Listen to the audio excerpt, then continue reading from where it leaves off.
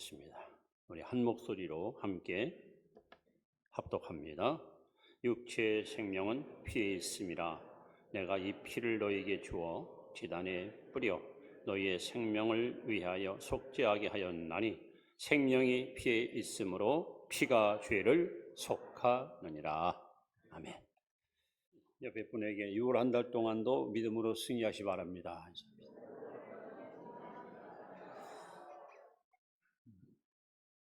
만약에 제게 마지막 설교를 하라고 하면 저는 주저하지 않고 십자가 피 설교를 할 겁니다. 또 한 번만 더 기회를 준다면 예수님의 재림에 관한 재림 설교를 할 것입니다. 그리고 한 번만 더 기회 준다면 세계 선교에 대한 선교의 비전을 제시할 것입니다. 그만큼 이 십자가 설교는 양보할 수 없는, 그리고 목숨 걸고 선포할 수밖에 없는 기독교의 핵심이기 때문에 오늘 여러분과 함께 보혈의 능력이라는 제목을 가지고 함께 은혜를 나누려 합니다. 이 세계 역사를 공부해 보시면 각 나라마다 어떤 재앙이 임할 때, 나라에 큰 흉년이 오거나 또는 질병이 창궐해서 사람이 막 죽어갈 때, 이 소위 액땜, 이 재앙을 멈추기 위해서 이게 피의 제사를 드린 역사가 지금도 그대로 흘러오는 것을 알 수 있습니다. 자, 예를 들어서 멕시코라는 나라는 국가의 재앙이 오면 백성 가운데서 아주 순결하고 깨끗한 청년을 제물로 택합니다. 그래서 그 청년의 소원을 다 들어준 다음에 옷을 벗기고 몸에다가 붉은색, 파랑색, 흰색 페인트를 칠해놓고, 그리고 백성들이 모두 모여와서 그 청년을 향해서 내 죄를 가져가시오, 내 죄를 가져가시오, 그렇게 고백한 다음에 높은 피라밋 제단에 올라가서 심장을 칼로 찔러서 그 피를 쏟아서 재앙을 멈추게 하기 위해서 제물로 바쳤습니다. 그런가 하면은 아테네에서는 역시 재앙이 올 때에 아주 지극히 가난해서 살기 힘든 사람, 이 사람들한테 일단 살 수 있는 모든 조건을 마련해 준 다음에 이 사람을 제물로 삼아서 역시 백성 앞에 끌고 나가서 그들의 죄를 제물에다 전가시킨 다음에 모든 군정들이 손에 돌을 들고 그 제물에다 던져서 이 사람을 죽여 피 흘려서 그들의 모든 재앙을 멈추게 했습니다. 더 나아가서 이 구라파에서 마찬가지입니다. 처음에는 이제 짐승을 가지고 제물을 했다가 주로 전쟁을 많이 치른 나라인지라 전쟁 포로 중에서 좀 깨끗하고 순결한 사람을 제물로 선택해서 역시 이 사람의 심장을 칼로 찢겨 죽여서 제물로 바치는 이러한 그 행위가 지금도 지속되어 왔다고 합니다.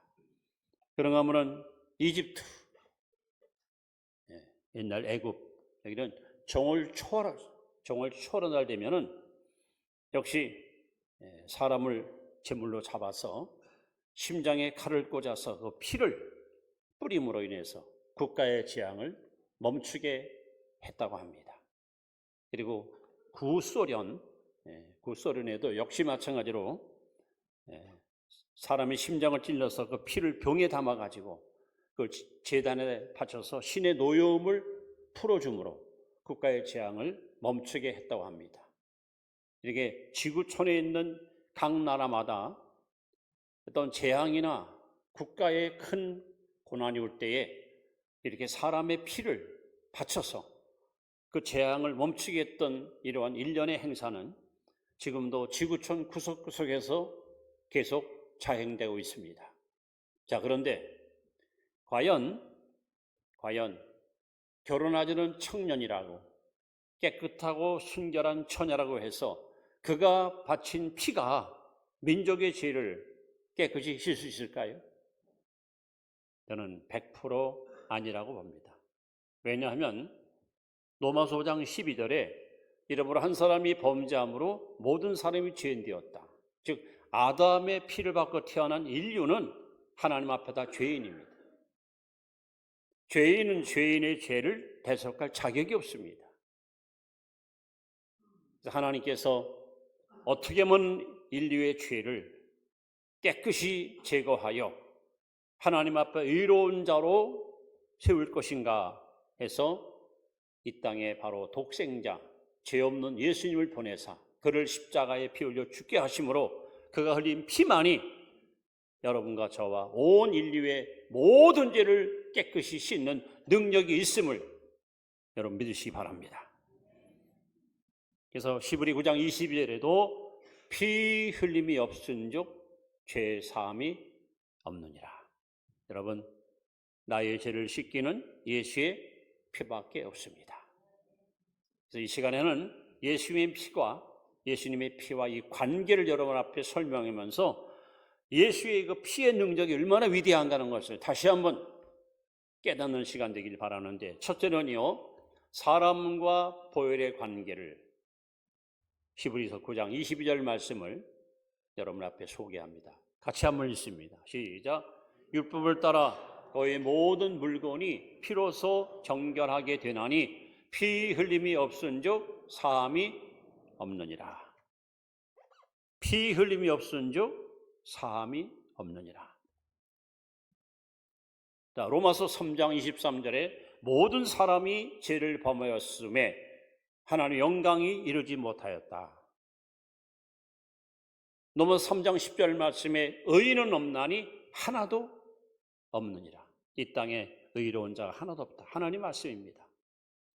또 창세기 8장 21절에 사람이 어려서부터 마음에 계획하는 것이 항상 악하다.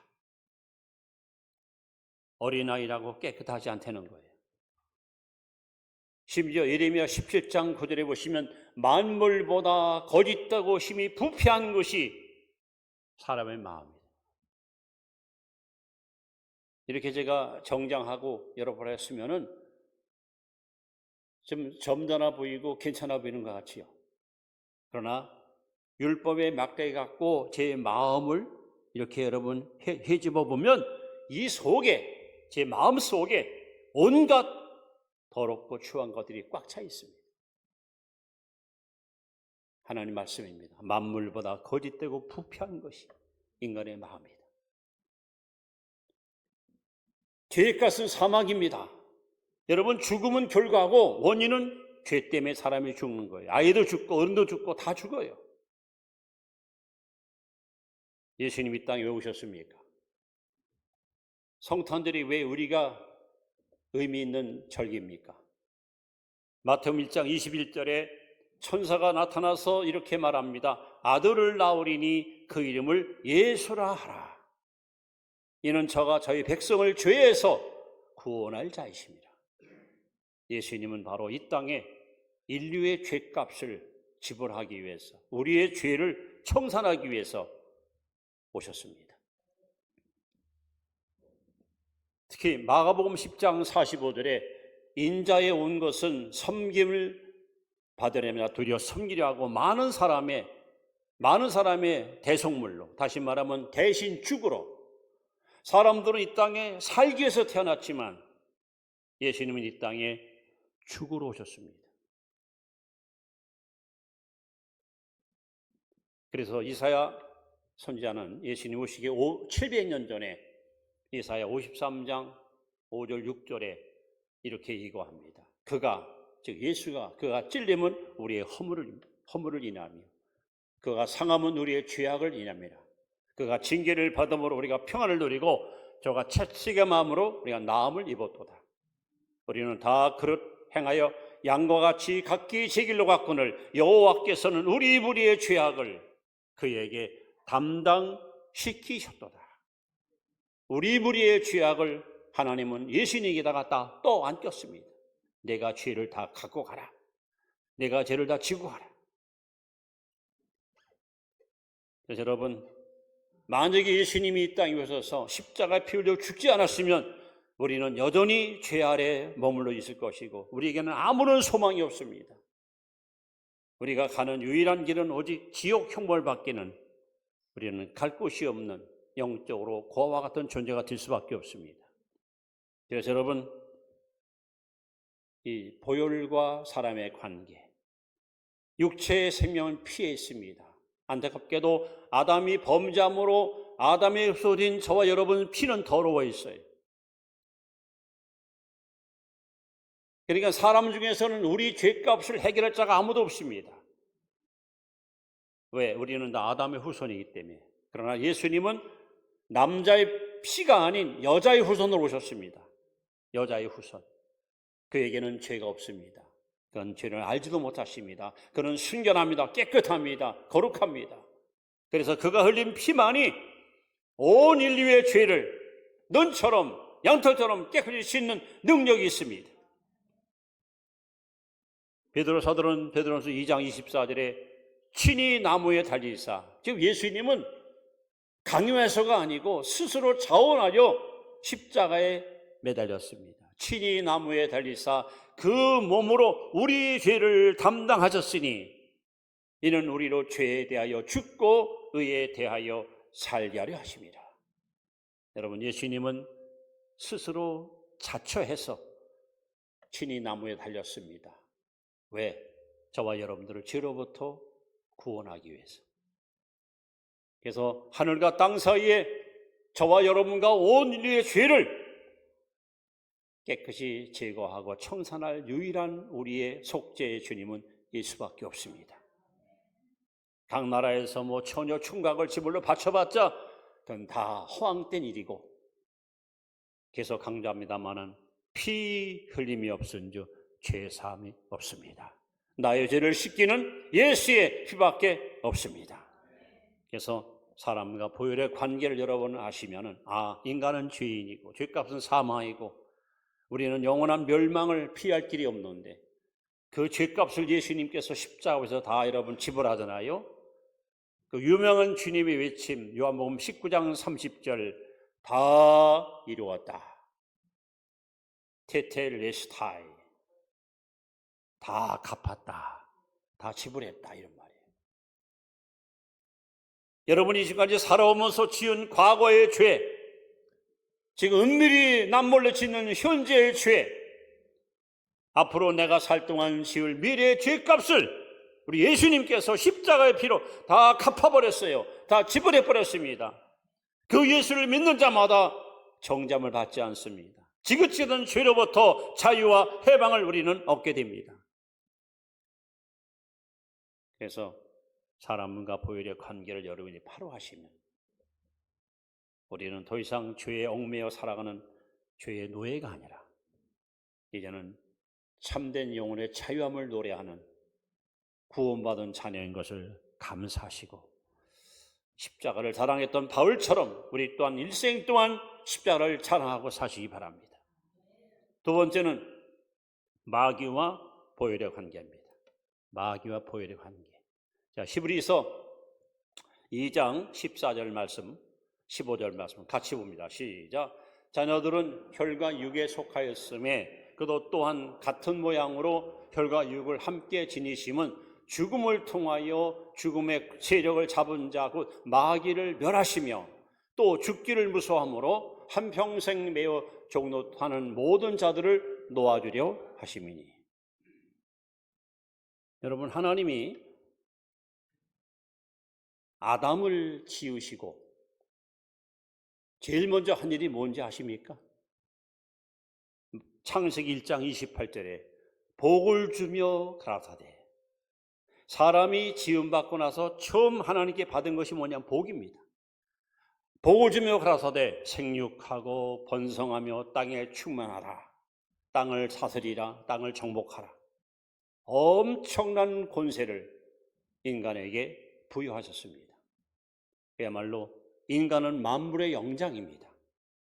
하늘도 땅도 바다도 만물도 다 사람을 위해서 하나님이 지으신 거예요.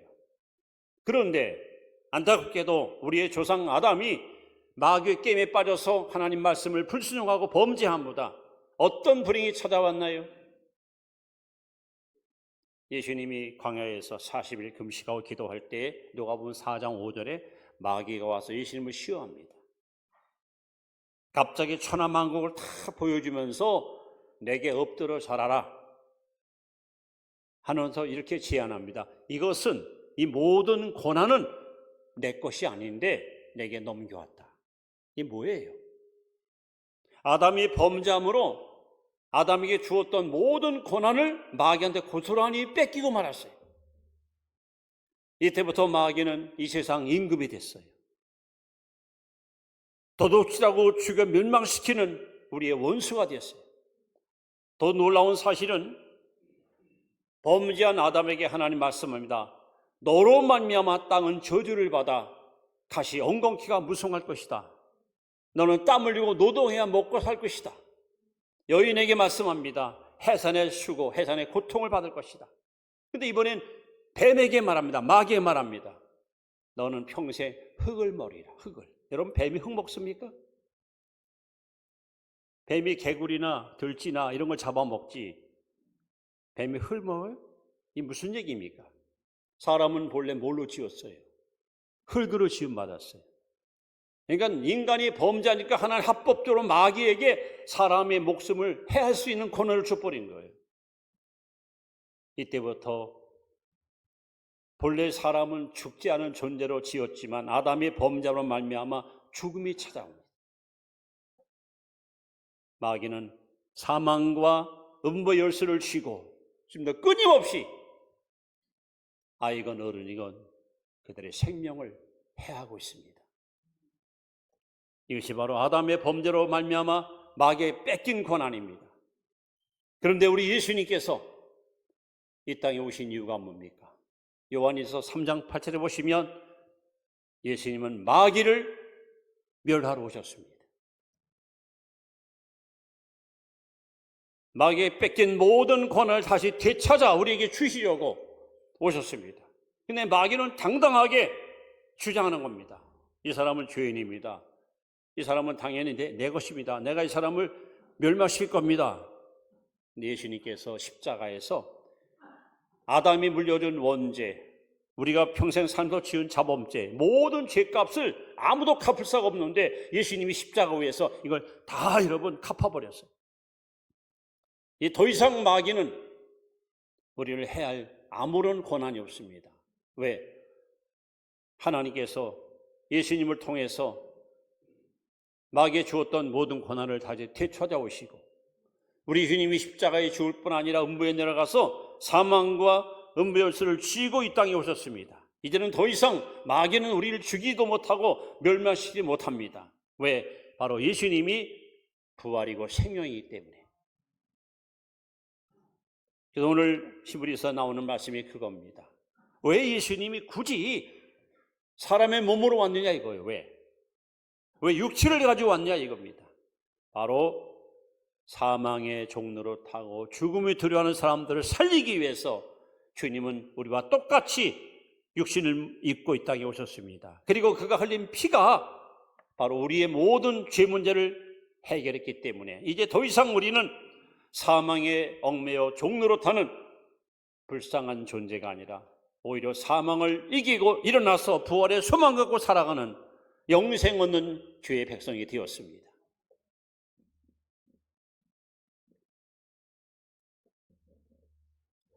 마귀가 지금도 끊임없이 예수를 모르는 사람들에게는 죄를 짓 때마다 정죄하면서 야 너는 이래도 용서받을 것 같으냐? 너는 이제 어쩔 수 없이 지옥 간다고 계속 사람을 정죄합니다. 그러나 우리는 더 이상 마귀의 농간에 놀아날 필요가 없습니다. 우리는 당당하게 예수의 피가 내 죄를 다 사유했기에 나는 이제는 더 이상 너의 종도 아니고 너의 노예도 아니다. 나는 하나님의 사람이다. 나는 하나님의 백성이다.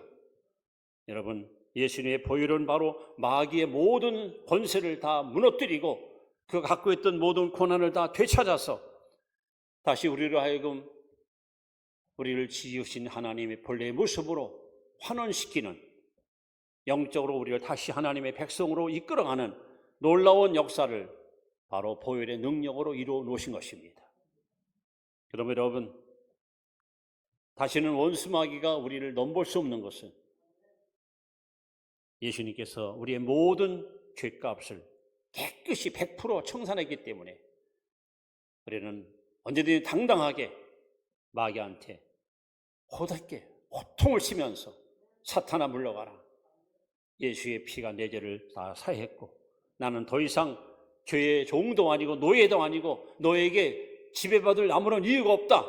나는 영원한 자유인이다 하고 여러분 외치고 또 고백할 수 있기를 바랍니다. 세 번째는 하나님과 보혈의 관계입니다. 이것은 바로 갈라디아 3장 13절 말씀입니다. 같이 봅니다. 시작. 그리스도께서 우리를 위하여 저주를 받은 바 되사 율법의 저주에서 우리를 속량하셨으니 기록된 바 남의 다년마다 저주 아래 있는 자라 하였습니다. 여러분, 범죄한 영혼은 반드시 죽습니다. 예수 믿기 전에, 거듭나기 전에 저와 여러분들은 어떤 모습일까? 에베소 2장 1절로 3절에 보시면 세 가지 영적 모습을 성경은 이렇게 증언합니다. 첫째는 허물과 죄로 죽은 우리.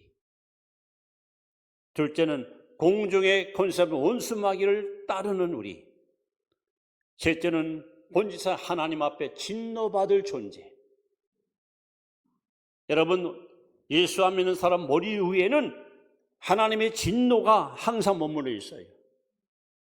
어느 한순간 갑자기 급사하거나 세상을 떠날 때 그 영혼은 즉시로 지옥으로 떠나갑니다. 하나님은 사랑의 하나님이시지만 동시에 공의의 하나님이십니다. 하나님은 눈이 정결하기 때문에 차마 악을 보지 못하십니다. 그래서 노아 시대 때 부패한 인간을 바라보시고 하나님은 결심하십니다. 내가 호흡 있는 자는 다 쓸어버리리라. 그래서 노아 식구 8사람 빼놓고 온 인류가 홍수 심판으로 멸망을 당합니다. 소돔 고모라 시대에 얼마나 많은 사람들이 음란하고 부정을 저지를 때 하나님이 불러 세상 소돔성을 심판해서 노세 가족들 몇 사람 내에는 다 멸망당했습니다. 하나님은 개인이건 가정이건 국가건 악을 행할 때 하나님의 진노에 그 무서운 심판이 항상 머리에 머물러 있습니다. 자, 그런데 하나님은 어떻게 우리에게 은혜를 베푸시는가? 저는 성경 중에서 정말 이 말씀을 묵상할 때마다 이게 과연 이걸 내가 정말 이걸 받아들여야 되나? 이 말씀을 내가 믿어야 되나? 아주 심각한 갈등을 느끼는 말씀이 있어요. 고린도후서 5장 21절 말씀입니다. 고린도후서 5장 21절 말씀. 한번 여러분 들어보세요. 이렇게 써 있습니다. 하나님이 죄를 알지도 못하신 이를 우리를 대신하여 죄를 삼으신 것은 이게 누구예요? 예수님이에요. 하나님이 죄를 알지도 못하시는 예수님을 우리를 대신하여 죄를 삼으신 것은 우리로 하여금 그 안에서 하나님의 의가 되게 하십니다. 이게 무슨 얘기냐면요, 여러분 겟세마네 동산에 한번 가보시죠. 온 인류의 죄를 구속하기 위해서 주님은 이제 산에 올라가서 피땀 흘려고 기도합니다. 왜 주님이 기도할 때 피땀을 흘렸을까요? 그때 예수님의 외침이 뭡니까? 이 잔을 내게서 옮겨달라는 거예요. 어떤 잔? 저주의 잔, 하나님의 진노의 잔. 하나님 놀랍게도 죄가 뭔지도 모르는 예수님에게 저와 여러분과 인류의 죄를 전부 전가시키는 거예요. 깨끗하고 순결한 예수님에게 온 인류의 죄가 막 물려오는 거예요. 마치 깨끗한 천에 먹물을 갖다 뿌리면은 깨끗한 천이 온통 더럽게 얼룩지는 것처럼 아무 죄 없는 순결한 예수님에게 온 인류의 죄가 막 밀려오는 거예요. 왜 그랬을까요? 하나님의 목적은 분명합니다. 우리를 대신해서 십자가에 당신 아들을 죽여야 되는데 죄 없는 예수는 죽일 수 없어요. 십자가는 흉악한 죄수가 처형받는 무서운 흉틀입니다. 그래서 예수님에게 여러분의 죄, 저의 죄, 조상의 죄, 후손의 죄, 모든 죄를 다 전가시켜서 예수님을 머리부터 발끝까지 완전히 죄덩어리 마치 시커먼 수덩어리 같이 그래놓고서 하나님이 십자가에다가 당신 아들을 매달아 놓고 저와 여러분에게 퍼볼 저주, 형벌을 아들에게다 퍼붓는 거예요. 그러니까 예수님께서 십자가상에서 심장이 터지면서 얼마나 절규합니까? 엘리 엘리 라마 사박다니, 나의 하나님 왜 나를 버리셨나이까? 여러분, 하나님과 보혈의 관계는, 하나님은 십자가에 다신 당신의 아들에게 우리에게 퍼볼 저주와 형벌을 아들에게 다 여러분 퍼버서, 쉽게 말하면 하나님은 죄 없는 독생자 예수보다 허물 많은 우리를 사랑하셔서 내가 죽을 자리에 당신의 아들을 죽이고 우리를 살리셨습니다. 십자가는 예수님의 운명과 여러분의 운명이 뒤바뀐 교환의 장소입니다. 십자가를 바라볼 때마다 저기는 나 같은 추한 죄인이 죽어야 되는데 아무 죄 없는 예수님이 내 대신 죽음으로 하나님이 나를 이렇게 살리시고 나를 사랑했구나, 이걸 우리가 깨닫는 거죠. 그래서 오늘 성경은 말합니다. 그리스도께서 우리를 위하여 저주를 받은 바 되었어요. 예수님이 왜 저주를 받아요? 무슨 잘못이 있어서? 우리 때문에요. 그러니까 우리에게 퍼볼 저주를 하나님은 아들에게 퍼본 거예요. 그래서 오늘 예수님의 십자가는 세 가지 중요한 교훈을 주고 있습니다. 십자가와 사람의 관계, 마귀와의 관계, 하나님과의 관계. 여러분 이 세 가지를 잘 기억하시고 이 말씀을 여러분 마음에 새기고 우리가 어떤 죄를 짓거나 부끄러운 일이 일어날 때마다 여러분 절대 마귀에게 속지 마시고 십자가의 피를 의지하면서 여러분 당당히 이렇게 하나님께 믿음으로 고백하십시오. 요한일서 1장 7절에 그 아들 예수의 피가 우리를 깨끗게 했다. 여러분 당당히 주장하십시오. 어떤 죄악이 파도같이 밀려오더라도 무슨 소리냐? 예수의 피가 내 죄를 깨끗게 하였느니라. 여러분 당당히 주장하십시오. 또 우리가 읽은 갈라디아서 3장 10절 말씀처럼 예수님이 내 대신 저주받았기 때문에 나는 예수 안에서 복 있는 복의 주인공이다 말이에요. 이제 더 이상 우리는 저주 아래 있을 필요가 없어요. 주님이 저주를 다 갖고 갔으니까 우리는 예수 안에서 행복한 인생을 살아야 됩니다. 더 나아가서 베드로전서 2장 24절에 보시면 예수님은 채찍에 맞아서 피 흘렸어요. 왜? 우리 병을 치료하기 위해서. 그렇다면 여러분 병주머니 가지고 괴로워하지 마시고 저가 채찍에 맞음으로 내 병은 다 고치 말았다.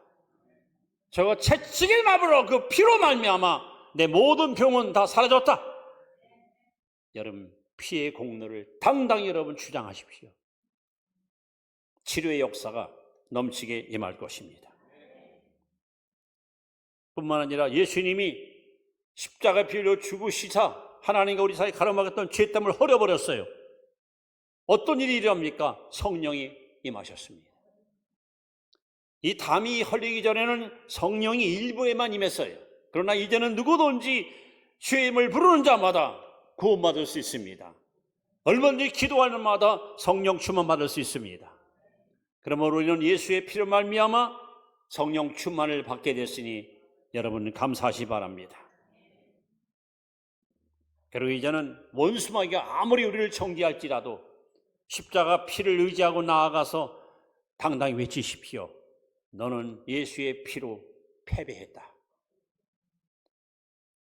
내가 아무리 내 죄를 들춰내고 내 허물을 끄집어내고 나를 정죄할지라도 예수의 피가 내 죄를 눈처럼 양털처럼 깨끗이 씻어냈으니 더 이상 나는 너한테 이용당할 수 없다. 여러분, 이제 하나님 말씀 아주 중요한 결론을 소개합니다. 시브리 10장 19절 20절 말씀인데 이 말씀 여러분들이 교회에 나올 때마다 이 말씀을 묵상하면서 나와보세요. 자, 같이 읽습니다. 시작. 그러므로 형제들아 우리가 예수의 피를 힘입어 성소에 들어갈 담력을 얻었나니 이 길은 우리를 위하여 휘장 가운데 열어놓으신 새로운 살 길이요 휘장은 곧 그의 육체니라. 여러분, 구약에는요 예수님이 십자가 죽기 전에는 성소에 들어가면 성소가 있고 지성소가 있어요. 지성소와 성소 사이에는 휘장이 쳐 있는데 이게 얼마나 견고한가 하면요 황소 2마리가 양쪽을 잡아 달아도 안 찢어져요. 근데 예수님이 십자가에서 딱 운명하시자마자 휘장이 아래서 위로 쫙 찢어졌어요.